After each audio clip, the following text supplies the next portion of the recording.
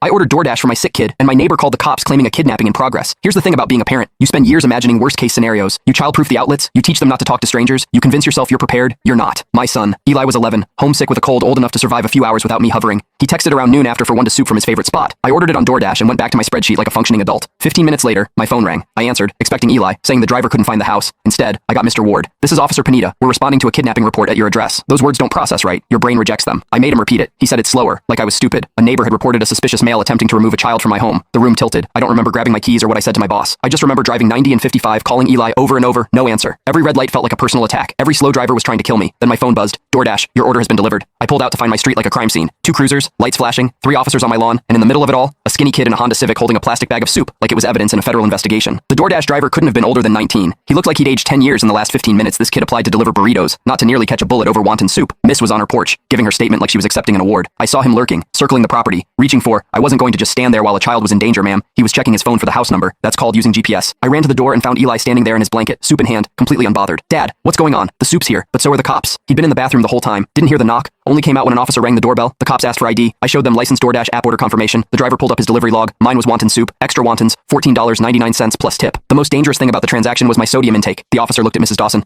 Ma'am, this appears to be a routine food delivery. Well, how was I supposed to know that a man at a child's door? I was being vigilant, and she to me. Maybe if you were home with your son instead of abandoning him, this wouldn't be an issue. An officer pulled me aside before I did something stupid. Asked if there was a history with this neighbor. History. She'd filed 17 complaints in 3 years. The fence was too tall. The mailbox was the wrong beige. Eli's guitar practice at 4 p.m. was noise pollution. She once called the city because our Christmas lights were up past the 2nd of January 6. This woman had been trying to force us out since we moved in. This wasn't a concerned citizen. This was a campaign. The driver finally spoke. Kid looked like he had just survived a plane crash. I have a dash cam. It records all my deliveries. You can see everything. He pulled up the footage and handed over. The officer watched. I watched. Mrs. Dawson watched with her arms still crossed like she was about to be proven right. Footage was 23 seconds of nothing behind Honda Civic parking. A kid walking to the door with a bag, knocking, checking his phone, knocking again, waiting sirens and a video. No lurking, no circling, just a teenager trying to earn gas money. The officer turned to Mrs. Dawson. Ma'am, you reported a kidnapping in progress. She nodded. You said the suspect was circling the property. He pointed at the screen. This shows him walking in a straight line from his car to the door. She opened her mouth. Nothing came out. You said he was looking in windows. He pointed again. He's looking at his phone, checking delivery instructions. You said a child was being removed from the home. He looked at Eli, still wrapped in his blanket, still holding the suit. The child was in the bathroom. The door was never opened. Mrs. A. Dawson's face went through about 6 emotions in 3 seconds, landed on defensive. I was being a responsible neighbor. How was I supposed to know you weren't supposed to invent details? You didn't witness an older guy from across the street. Mr. Brennan had been watching the whole thing. He walked over and said to the officer, she's been targeting this family for years. We've all seen that 17 complaints, maybe more. Miss Dawson looked around for support. Got nothing but closed blinds and turned backs. The officer said she'd be contacted by the department. The footage was being kept. False report, misuse of emergency services, reckless endangerment. This wasn't a whoopsie. The DoorDash driver raised his hand. Can I leave? I've got like 6 more orders. And he looked at the suit bag. Yeah, this is ruined. Mrs. Adaz got charged with filing a false report. He a fine, but the real consequence came from the HOA. 3 years of documentation finally meant something. 6 months later, for sale sign in her yard. She was gone before winter. I gave the driver a $200 tip and a 5-star review. Remained calm while nearly getting shot over soup. 10 out of 10 would order again.